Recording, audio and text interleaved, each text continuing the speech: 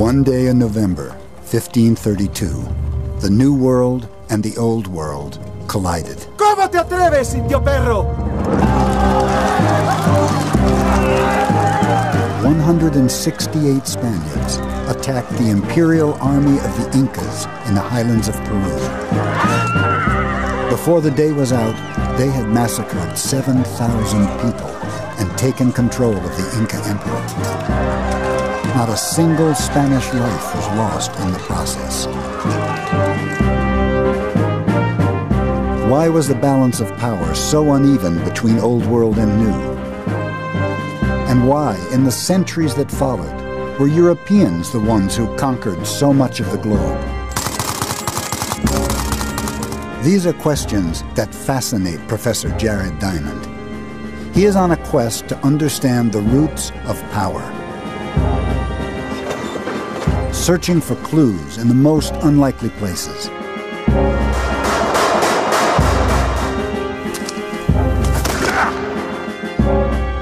He's developed a highly original theory that what separates the winners from the losers is the land itself, geography.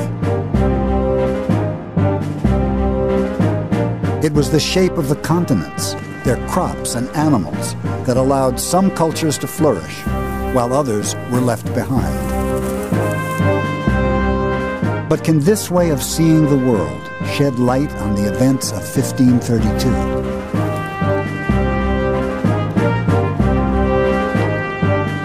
How can geography explain the conquest of the world by guns, germs, and steel?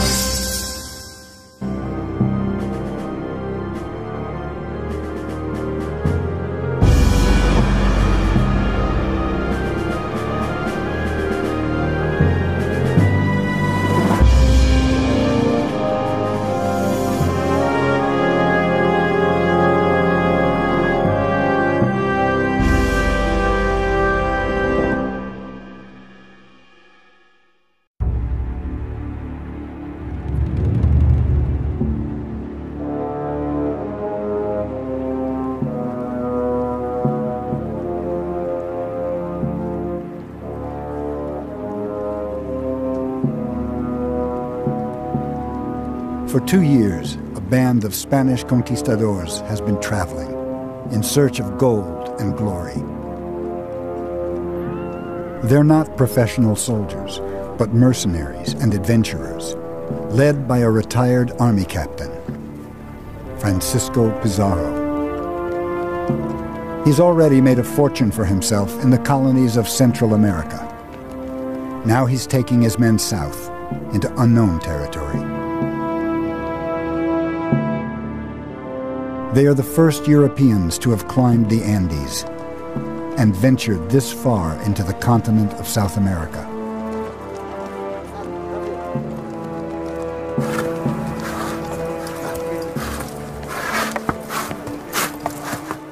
As they travel, they find evidence of a large native civilization. They've reached the edge of the mighty Inca Empire.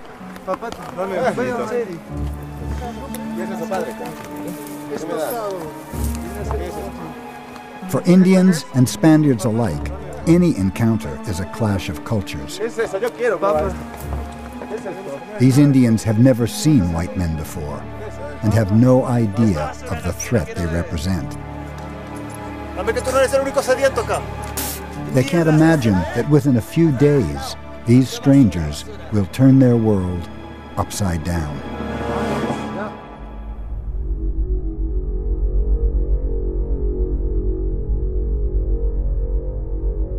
By the 1530s, the Inca Empire was enormous. It stretched along the length of the Andes, from modern-day Ecuador to central Chile, a distance of 2,500 miles. But just 500 miles to the north began the colonies of Central America and the Caribbean, prized possessions of the Spanish Empire. At the time, the Spanish king controlled a third of mainland Europe, but Spain itself had only recently become a unified state, having fought off 700 years of occupation by Islamic Moors.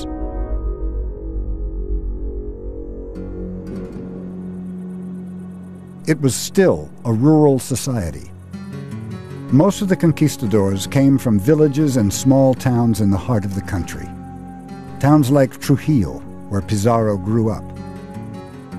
He spent much of his childhood here, working as a swineherd in the fields nearby. Today he's remembered as a great warrior. His statue dominates the main square in Trujillo. And his family home has been turned into a museum.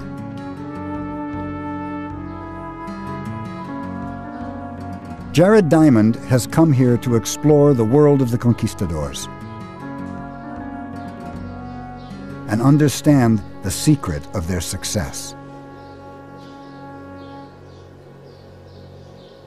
This is Francisco Pizarro, a Spaniard who conquered the most powerful state in the New World, the Inca Empire. Why did Pizarro and his men conquer the Incas instead of the other way around? It seems like a simple question. The answer isn't immediately obvious. After all, Pizarro started out as a rather ordinary person, and Trujillo here is a rather ordinary town. So what is it that gave Pizarro and his men this enormous power?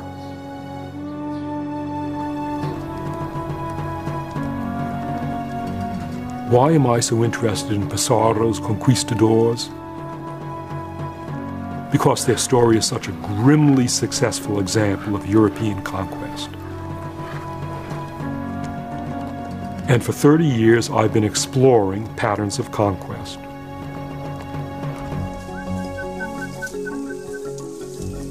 Jared Diamond is a professor at UCLA in Los Angeles.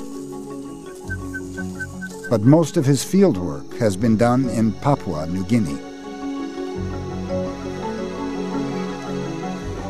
His time there inspired him to explore the roots of inequality in the modern world, to understand why some people have been able to dominate and conquer others.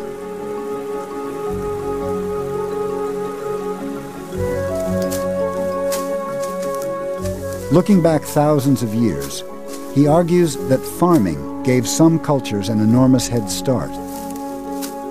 And those who were lucky enough to have the most productive crops and animals became the most productive farmers.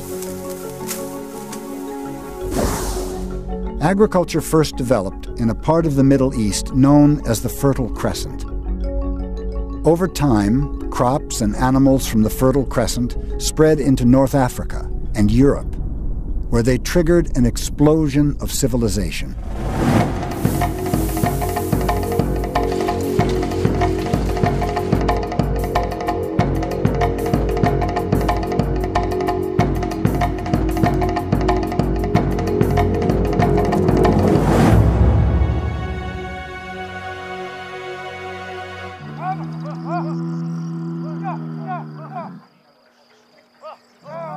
By the 16th century, European farms were dominated by livestock animals that had come from the Fertile Crescent. None were native to Europe. They provided more than just meat.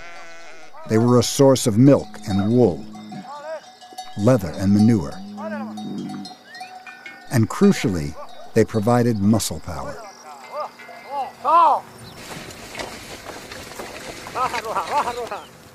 Harnessed to a plow, a horse or an ox could transform the productivity of farmland. European farmers were able to grow more food to feed more people, who could then build bigger and more complex societies.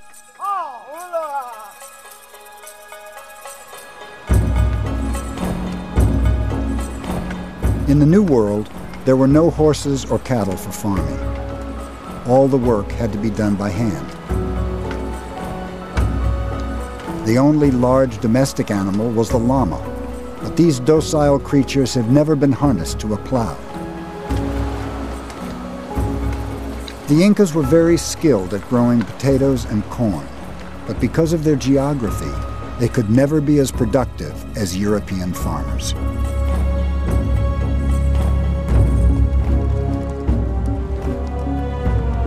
Horses gave Europeans another massive advantage.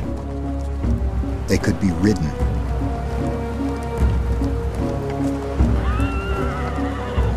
To the Incas, the sight of Pizarro's conquistadors passing through their land is extraordinary.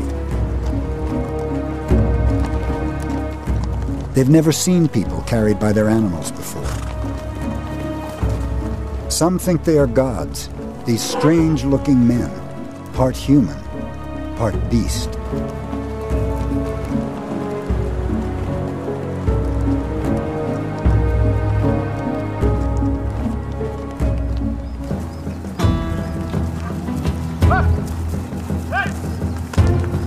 The horses that seemed so exotic to the Incas had already been used in Spain for 4,000 years. In an age before motorized transport, they allowed people to be mobile and control their land.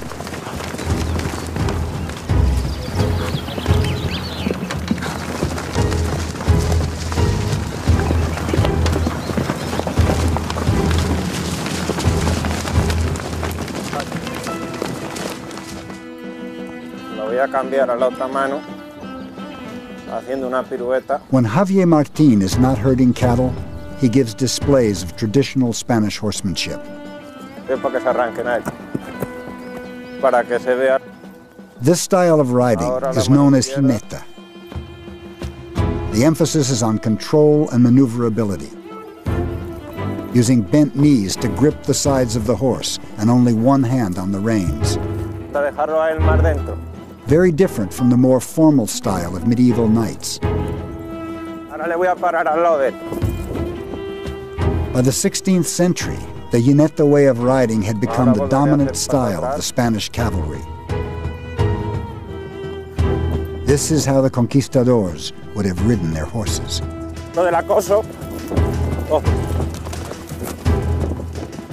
It's an amazing display of a big animal being controlled by a person, precise control, stopping and starting and turning. Javier told me that he has been riding since he was 5 years old, and when I watched this, I have a better understanding of where the conquistadors were coming from. They were masters of these techniques, and they learned these techniques for working with bulls, but the techniques were also good in a military context as well, and I can see that this control would let you ride down people in the open. People who had never seen horses before would have been absolutely terrified watching this. It would be strange and frightening, and that's even before one of these animals is rushing towards you, riding you down, about to lance you and kill you. News of the godlike strangers on their four-legged animals is taken by royal messenger to the emperor of the Incas, who's camped in the valley of Cajamarca in northern Peru, guarded by an army of 80,000 men.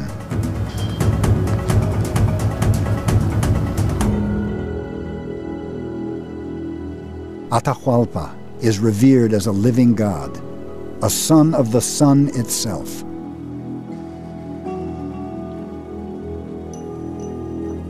He's in Cajamarca on a religious retreat, giving thanks for a series of recent military triumphs.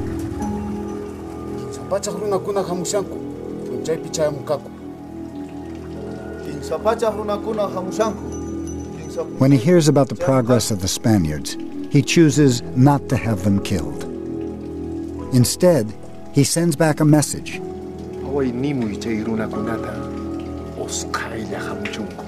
He invites them to join him in Cajamarca as quickly as possible.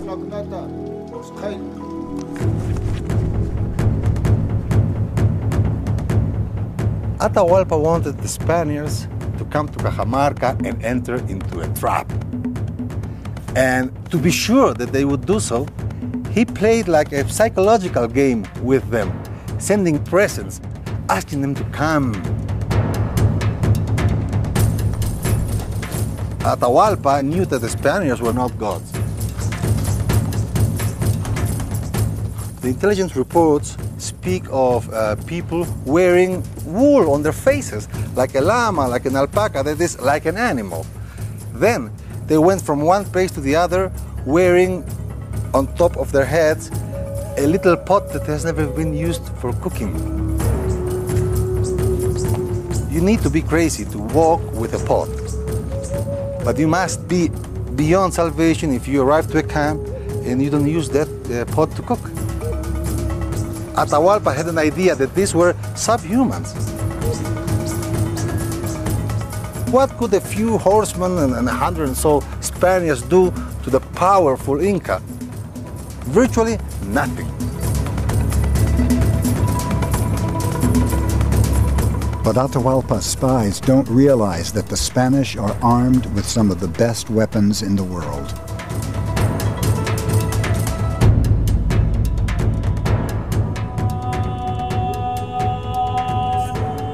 At the time of the conquistadors, Spain had the biggest army in Europe, orchestrated from the imperial capital, Toledo. For more than 700 years, the Spaniards had been at war, fighting against the Moors and other European armies. There was an arms race in Europe. To survive, the Spaniards needed to keep up with the latest in weapons technology. Hey!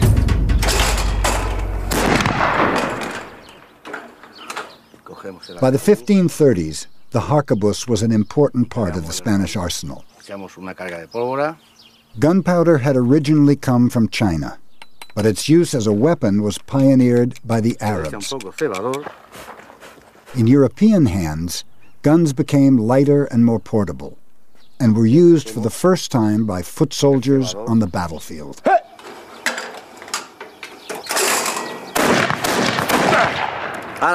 The harquebus was still a crude weapon, but would go on to change the face of warfare. To us, moderns, this gun doesn't seem useful for anything. It's like a joke. Its aim is terrible. It takes a long time to reload, and while the shooter's reloading, an swordsman would come in and kill him. But the Incas hadn't even gotten this far, and even this gun, with its sound and with the smell and with the smoke and with every now and then a person that it manages to kill, would have been terrifying to someone who had never seen this before. This would have been shock and awe, 1532 style.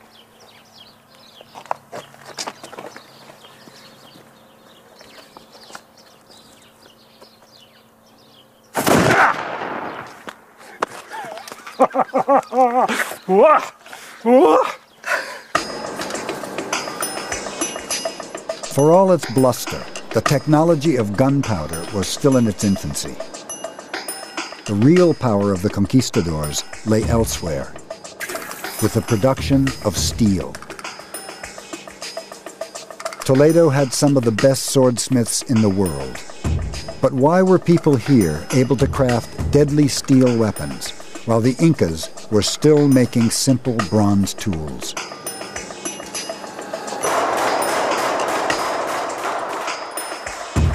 There was nothing innately brilliant about Europeans themselves that allowed them to be the ones to make high-quality swords.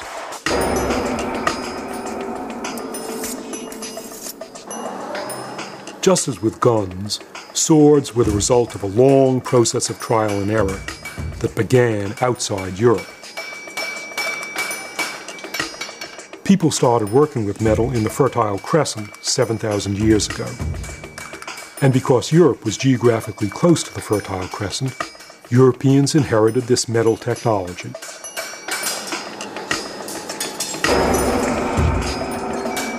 But they took this technology on to a new level. European soldiers demanded stronger, longer, sharper swords. This is what a Toledo sword looks like when it's finished. This particular one is modeled on the sword that Pizarro carried. It's a fearsome weapon. It's used for stabbing, and it's also used for slashing, and I can easily understand how the person wielding the sword could kill dozens of people within a short time. Swords like this, rapiers, represented a high point in a very sophisticated metalworking technology. You think about what the qualities are that are needed in a sword. First of all, it has to be hard enough, the metal has to be hard enough to take a sharp edge. And that requires steel. That is iron infused with carbon. And the more carbon you put into the iron, then the harder the metal is. But if you make it too hard, then it's brittle. And that's no good because as you hit somebody, your sword would break. And so you also need your sword to have a certain pliability, an ability to bend and spring back into shape. And it's got by heating it to certain temperatures, plunging it into cold water. Immense amount of experimentation. It took centuries to get to the level of sophistication where you could get something so long and elegant and fine and deadly as the rapier.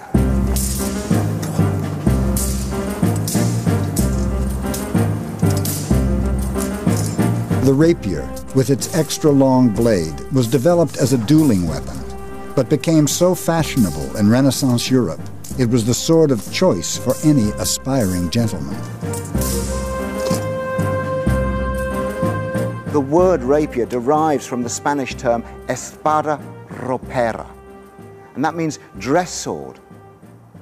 And for the first time in Spain, we start to see people wearing the sword with their everyday clothing, their civilian dress, going about their everyday business. They didn't do that in the Middle Ages. This is something new in the 16th century.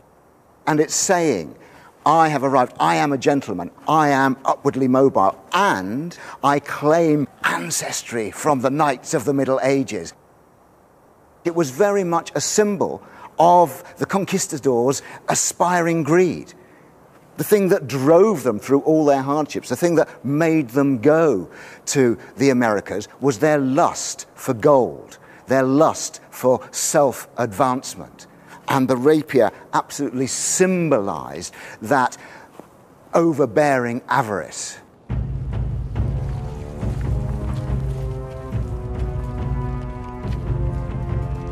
On November 15th, 1532, Pizarro's band of adventurers enters the valley of Cajamarca.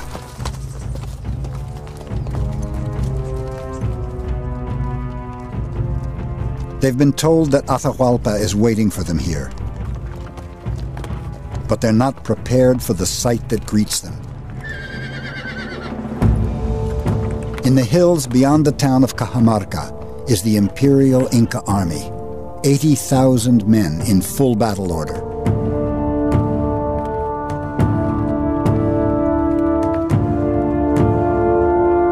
The conquistadors' own journals bear witness to their first impressions.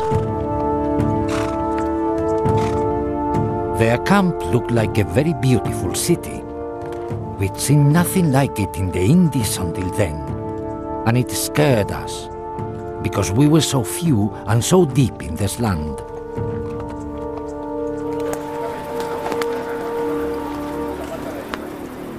Pizarro sends a party of his best horsemen into the heart of the Inca camp.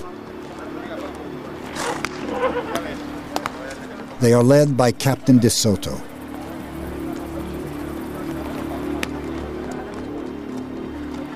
They are gambling that Atahualpa will allow them to pass through the camp unharmed,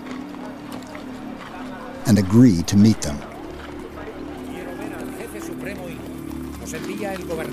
Soto's visit had a very important psychological purpose: to intimidate the Inca in front of his people, challenging him with a horse.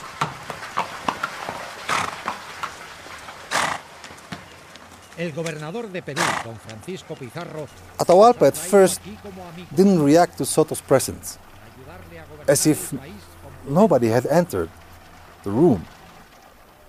Once the horse comes eye to eye with the Inca is still calm, showing that the horse has no impact on him, calling Soto's bluff.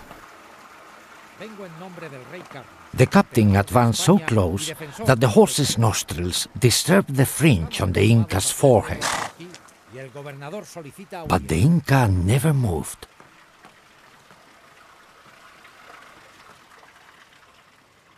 And then, after a brief silence, comes Atahualpa's explosion.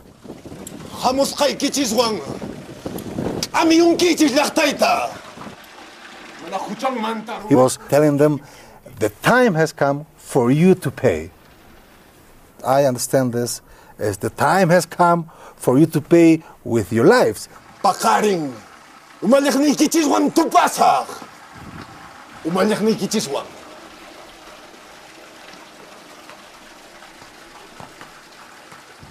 Soto, I understand, was nervous enough to come back with fear to the camp. And as we know, the Spaniards spent the night before in extreme fear.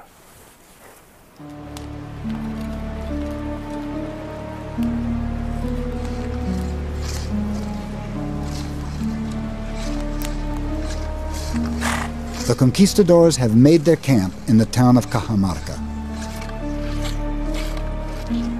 Many of them are now convinced they are facing oblivion. 168 soldiers, 1,000 miles from any other Spaniard, facing an army of 80,000 Incas.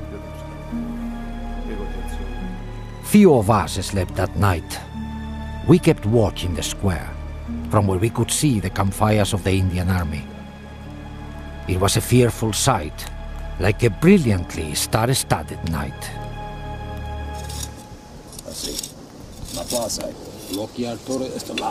Pizarro and his most trusted officers debate their options for how to deal with Atahualpa.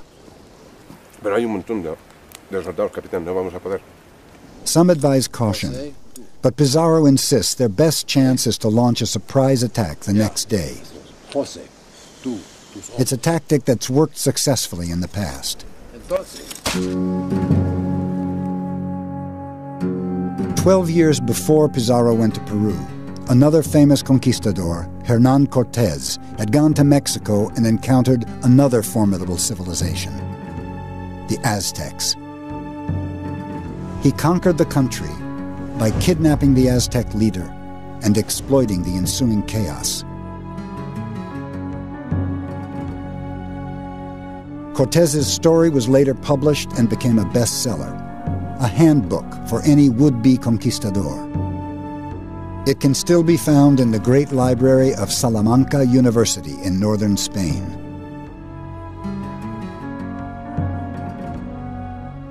This wonderful library here can be thought of, among other things, as a repository of dirty tricks, because in these books are the accounts of what generals had been doing to other generals for thousands of years in the past and across much of Eurasia. And here from this library we have a famous account of the conquest of Mexico with all the details of what Cortés did to the Aztecs and what worked. That was a model for Pizarro to give him ideas what exactly to try out on the Incas, whereas the Incas, without writing, had only local knowledge transmitted by oral memory, and they were unsophisticated and naive compared to the Spaniards because of writing. But if books were so useful, why couldn't the Incas read or write?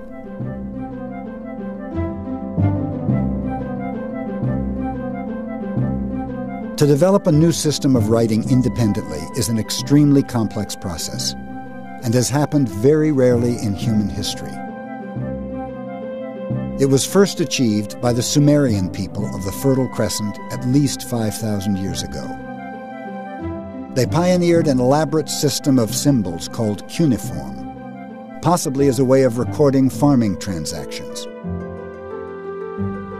Ever since, almost every other written language of Europe and Asia has copied, adapted, or simply been inspired by the basics of cuneiform.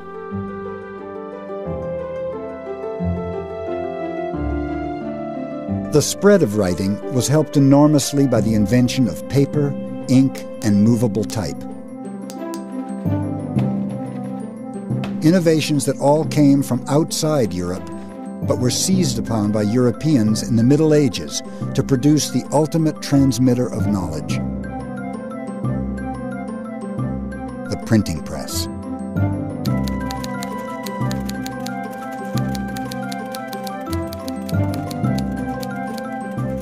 The written word could now spread quickly and accurately across Europe and Asia. The modern world would be impossible without the development of writing.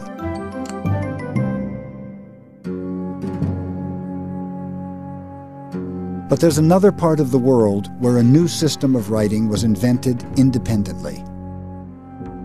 In southern Mexico, at least 2,500 years ago, native people developed a way of working with symbols that evolved into the Mayan script. But if the Maya had writing, why didn't it spread south to the Andes and help the Incas become literate?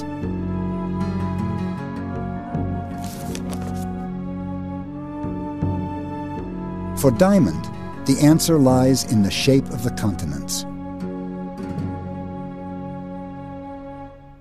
Here are Europe and Asia forming the continent of Eurasia, a giant continent, but it's stretched out from east to west and narrow from north to south. The American continent is long from north to south, narrow from east to west, very narrow at Panama, where it narrows down to less than 100 miles. The two continents are of the same lengths, about 8,000 miles in maximum dimensions, but Eurasia is 8,000 miles from east to west, and the Americas are 8,000 miles from north to south. It's as if these continents were rotated 90 degrees of each other. Diamond has already shown that crops and animals could spread easily east and west across Eurasia. Because places at the same latitude automatically share the same day length and a similar climate and vegetation. But the American continents were the opposite of Eurasia. A journey from one end of the Americas to the other is a journey from north to south. A journey through different day lengths, different climate zones, and dramatically different vegetation.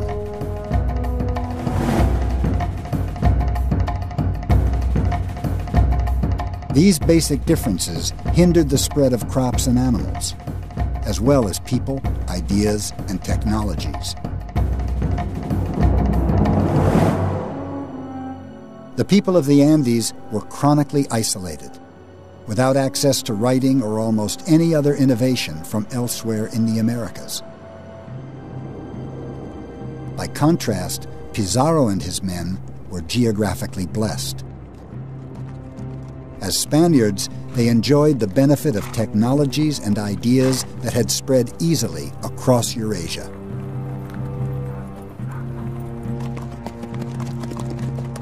The events of 1532 were clearly influenced by deep causes, over which no individual Spaniard or Inca had any control. The shape of the continents, the distribution of plants and animals, the spread of Eurasian technology. These were facts of geography. And at almost every turn of the drama, geography was tilted in favor of Europeans.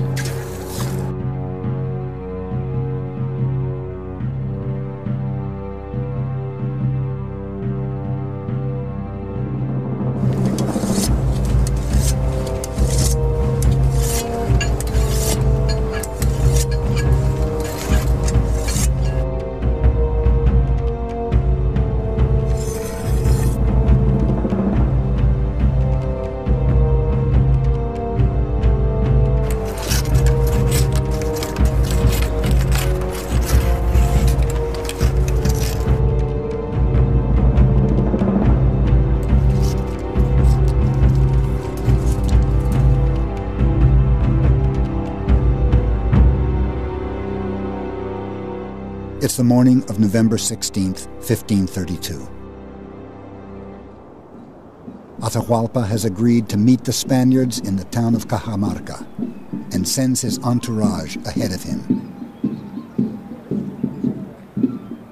But he makes a fateful decision, that his soldiers should not carry weapons. The Indians were musicians and dancers. They were soldiers, but unarmed. Why would Atahualpa unarm his own soldiers? Why? Because he was in a festivity. He was celebrating. He wasn't going to war. He was going for a celebration so that the whole people could see how the alleged gods would run away in fear.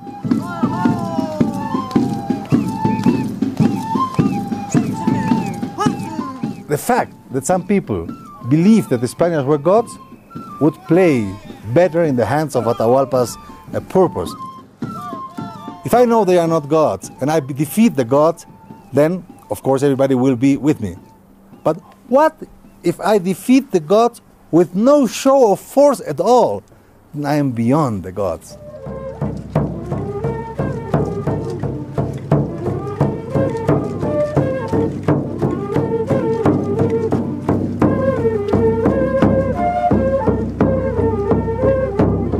While Atahualpa and his men enter Cajamarca, the Spaniards are waiting, hidden from view. There were 5,000 or 6,000 men, and behind them the figure of Atahualpa seated on a very fine litter, lined with feathers and embellished with gold and silver. Many of us pissed ourselves out of sheer terror.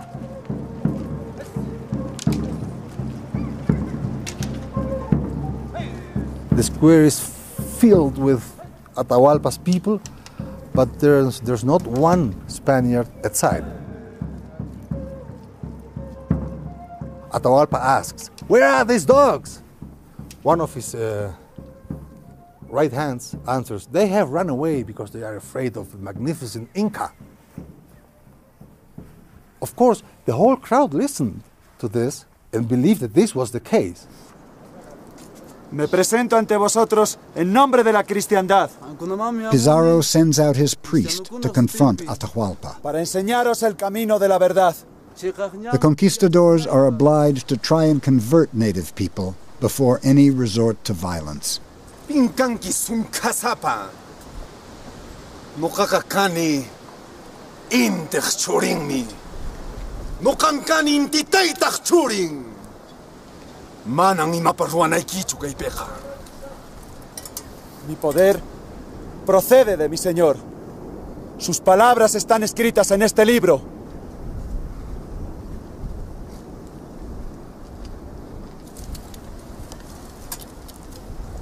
Imankaipi. Atahualpa has never seen a book before. He doesn't know what to do with it.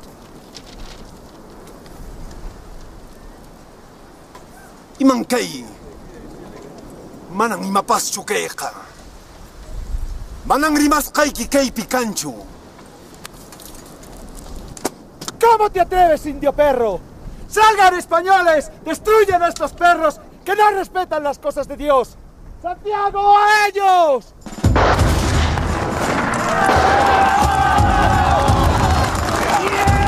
At that moment, with the crowd absolutely unprepared, the horses come. There was massive panic.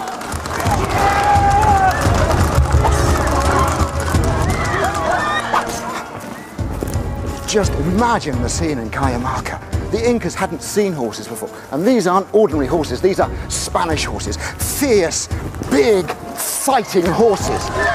They could get in amongst men, they would trample men, and they made the most excellent platform.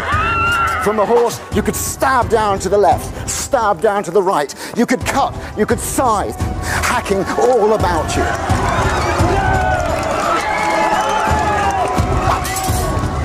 If only the Incas had known that what you had to do against cavalry was stand firm, then they'd have been all right. They had superior numbers, but they didn't know that. They fled, they broke ranks, and then the horsemen could get in amongst them, and they cut them down.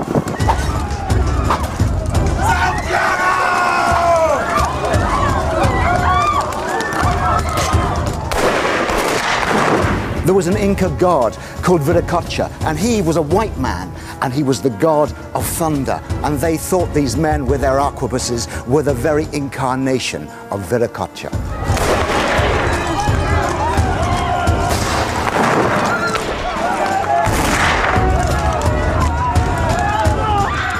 The Inca force was in his litter, helped by his carriers. As soon as they were able to do it, the Spaniards went after the litter, and they started killing the carriers. One carrier would fall, and another one would replace him.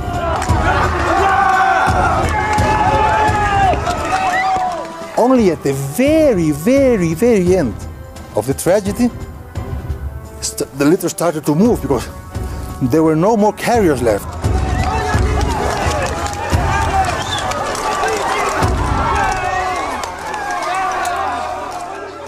As the litter falls, Pizarro himself captures Atahualpa. His plan has worked to perfection.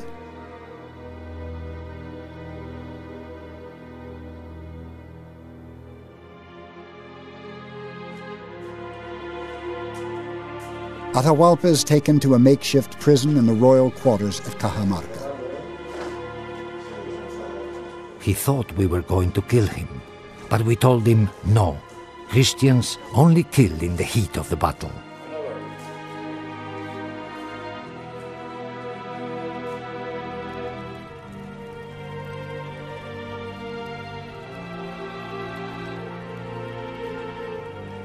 Outside, thousands of Incas are dead. The rest of the army has retreated to the hills. In spite of a massive imbalance in numbers, Spanish horses, swords, and strategy have proved decisive. But the Spaniards possessed another weapon they didn't even know they had. A weapon of mass destruction that had marched invisibly ahead of them.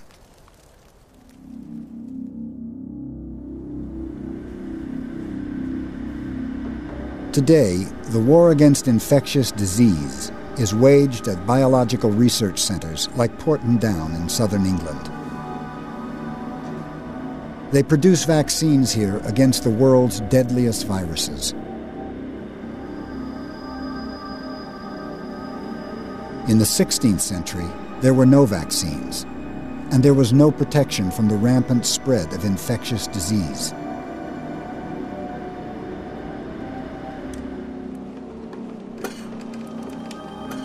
"12 years before Pizarro arrived at Cajamarca, a Spanish ship sailed to Mexico.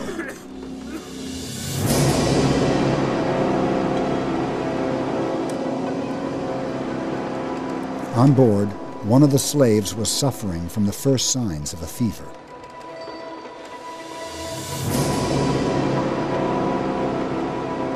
He was the first person to bring a deadly disease to the American mainland. The disease was smallpox. Within weeks, the smallpox virus would spread from a single source to infect thousands of Native Americans. Smallpox gets into the body when you breathe in the particles, and they attach themselves to the back of your throat and the inside of your lungs. About 2 to 3 days into the illness, then the classic rash appears. And in its worst forms, this takes over the whole of the body with initially pimples and then enormous blisters until the whole of the skin, starting with the hands and the face and then spreading down to cover the rest of the body, is taken over by the smallpox blisters. From that time on, the patient is highly infectious.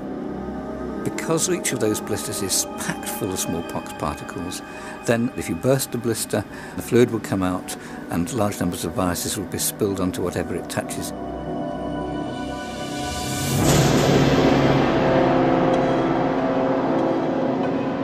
"10 to 12 days later, his friends would begin to be taken ill, and then 10 to 12 days after that, their friends. That kind of rate means the disease spreads exponentially. Its rate of increase gets bigger and bigger and bigger the more people are infected, until eventually it will cause tremendous devastation in the population.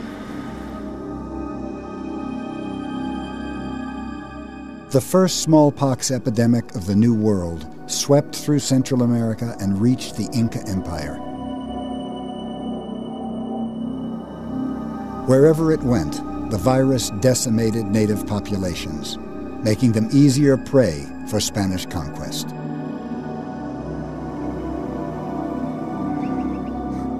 But why were the germs so one-sided? Why did the Spaniards pass their diseases onto the Incas and not the other way around? This is Pizarro's secret weapon. Pigs and cows, sheep and goats, domestic animals. Remember that Pizarro was a swineherd. He grew up in huts like this, in intimate contact with domestic animals, breathing in their germs, drinking the germs in their milk, and it was from the germs of domestic animals that the killer diseases of humans evolved. For example, our flu evolved from a disease of pigs transmitted via chickens and ducks. We acquired measles from cattle. We acquired smallpox from domestic animals, so that these worst killers of human people were a legacy of 10,000 years of contact with our beloved domestic animals.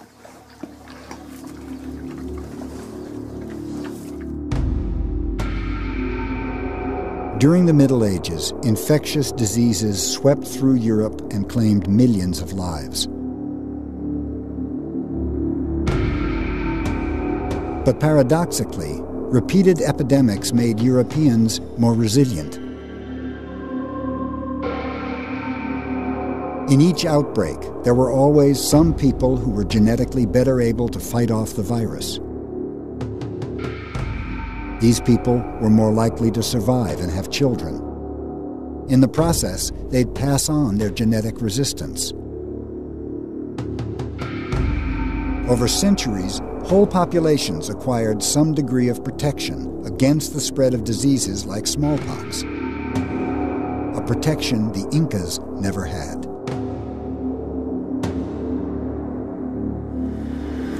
When smallpox was taken to the New World, nobody in the New World had ever seen a disease like this before, so the number of people who were susceptible was much greater. There was no natural immunity, and so therefore the number of people who could both contract the disease and then spread it, and the number of people to receive it once it had been spread, was much higher. More people would die, and more people would be susceptible to catch it in the first place. It would spread rapidly throughout the population, and the death toll would be enormous.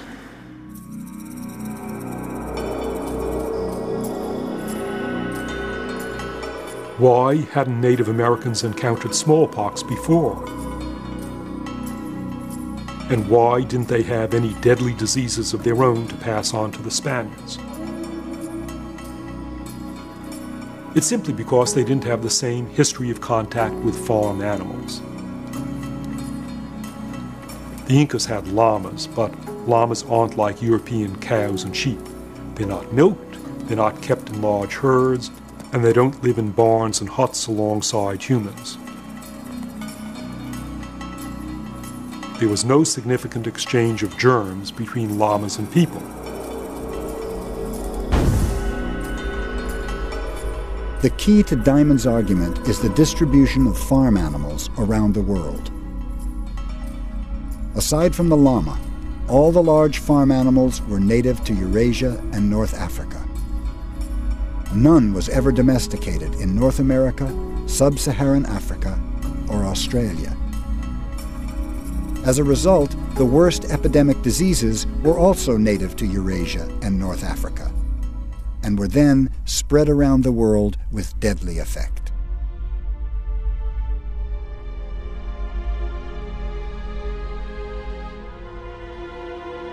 There's been a long debate about the number of indigenous people who died in the Spanish conquest of the New World. Some scholars think there may have been a population of 20 million Native Americans, and the vast majority, perhaps 95%, were killed by Old World diseases. A continent virtually emptied of its people.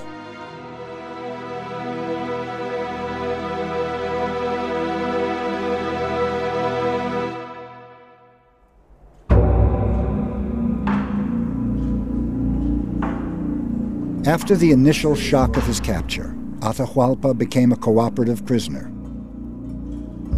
He learned to speak Spanish and play chess with his captors.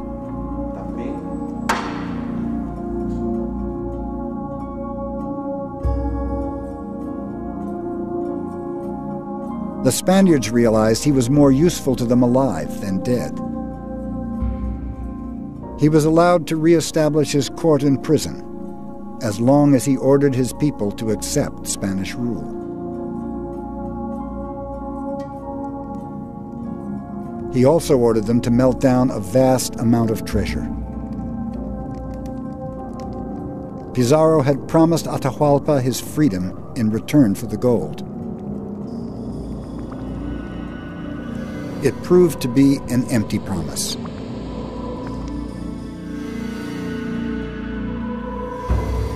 Having handed over 20 tons of gold and silver, Atahualpa was no longer useful to his captors. Su infinita misericordia, en el último instante, le tendió una mano y lo llevó al reino de los cielos.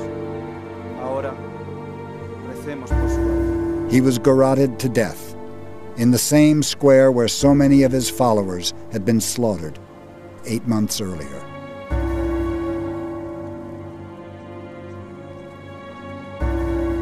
With Atahualpa dead, the conquistadors went on to colonize the rest of Peru, relying on the power of their guns, germs, and steel.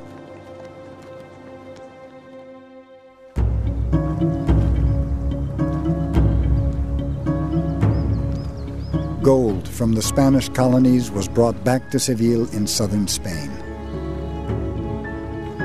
There's little activity on the Guadalquivir River today, but in the 16th century, this was among the most important, busiest ports in the world. The steady flow of ships carrying treasure from the Americas helped Spain become one of the richest nations on earth. The conquistadors had changed forever the relationship between Old World and New. I came to Spain to answer a question. Why did Pizarro and his men conquer the Incas instead of the other way around? There's a whole mythology that conquest and the European expansion in general resulted from Europeans themselves being especially brave or bold or inventive or smart. But the answers turn out to have nothing to do with any personal qualities of Europeans. Yeah, Pizarro and his men were brave, but there were plenty of brave Incas. Instead, Europeans were accidental conquerors. By virtue of their geographic location in history, they were the first people to acquire guns, germs, and steel.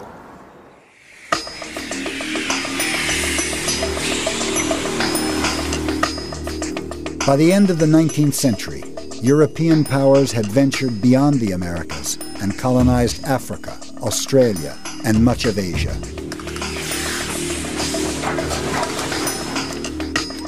The process that began at Cajamarca had reached its logical conclusion. European guns, germs, and steel were reshaping the world.